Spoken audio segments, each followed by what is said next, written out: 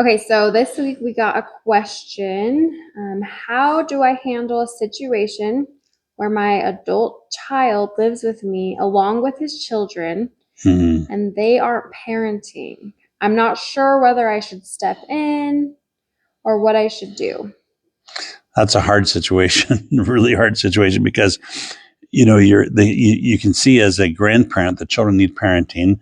If you have a picture of what your child or the parent should be doing, or of course in our minds what we think they should be doing, and maybe the parents don't have that picture at all, and so it's a really major conflict. One of the challenges I think for all of us when we're in a situation like that is to remind ourselves, okay, whose home is this? And you say, okay, this is my home. And a lot of times with foster kids, when foster kids would come into our home, they'd say, well, you're not my dad, you're not my mom. And I'd always say, I know I'm not your mom and I'm not your dad, but I'm the dad of this house. I'm the mom of this house. So I think as grandparents, it's important sometimes to say to the children, to the grandchildren, hey, I'm the dad of this house, I'm the mom of this house, or I'm the grandpa of this house, or the grandma of this house. But there's a fine line there. You got to be very, very careful because I always tell grandparents, if the parents are there, it's imperative that you stand back and allow the parents to parent. And but if they're ruining your property or your house or they're acting inappropriate in your home, then it's time to intervene. And sometimes I'll say to my grandchildren things like, "Where do we walk? Do we walk on couches or do we walk on floors?" And I'll have them repeat that back to me, which models for the parent. Oh, hey, grandpa doesn't want you walking on his couches or walking on the furniture. We walk on floors. Yeah. Or maybe something like in our house, we don't really run or yell. And I say, where do we yell at? Where do we run at? And the grandkids will learn to say outside. So the key is I think anytime you can ask a question to the grandchildren versus saying, you kids just quit doing that. And that anytime a child gets put down, the parents, that's going to hurt the parents as well. And so it's easy to be defensive. And so there's a fine line there. But I think if you can bring it up to their attention in a question form, it helps to do something or say something, because it lets your child know as well as your grandchild know maybe this behavior is not okay. Yeah.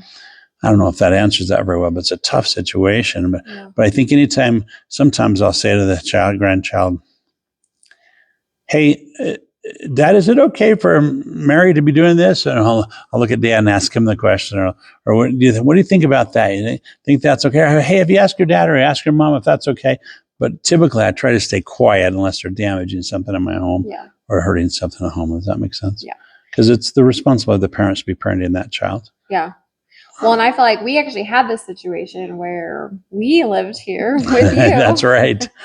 But I thought it was great because my parents set up a rule for my kids before they were even living here that at Grandma and Grandpa's house, they're to be respectful, responsible, and fun to be around. And so my kids knew like that was, and we knew too, because we knew like that was the expectation while we were here. And so if our kids weren't doing that, that's what we needed to do. And so I think the conversation has to go to both the kids and the grandkids, and hopefully there's a mutual training, understanding there. Training. Obviously, different personalities take things differently, but it worked out great for us, I feel like. And the kids knew, and they did get out of line a lot, but they knew when to come back, and that, okay, at Grandpa's house and Grandma's house, we act respectful, responsible, fun to be around. And if that's your foundation, are we being respectful, responsible, and fun to be around? That can work for the parents, the grandparents, the children, all around it. Yeah. So it works out pretty fun.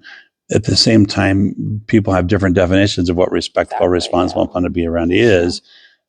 I think, Heidi, the other thing I worry about a little bit, or I wonder about a little bit, is sometimes we have grandparents telling a child this, we have parents telling a child this. There's nothing worse than mixed messages.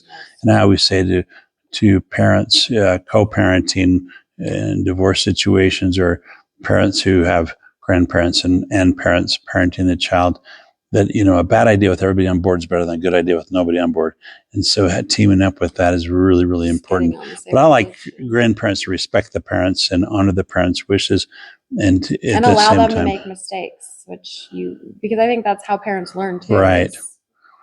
But sometimes there's extreme on both ways. Sometimes we forget the parents are guests in the grandparents' home, and they don't have to live there. And if they're choosing to live there, there are some guidelines that need to be taken care of.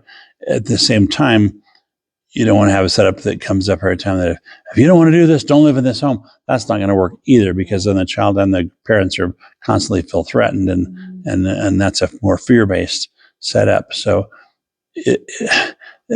everything we do in all these situations with discipline is, the idea of discipline is to teach. And if we teach in love, that changes so many things, because there's nothing more important than a parent knowing that you love their children. I think as a grandparent, it's critical that you have that. If you get the message that my parents are disgusted or frustrated with my children, I don't think there's anything worse for a parent to hear that. For their, does that make sense to you? Definitely. And so it needs to be always done in love. I like that a lot.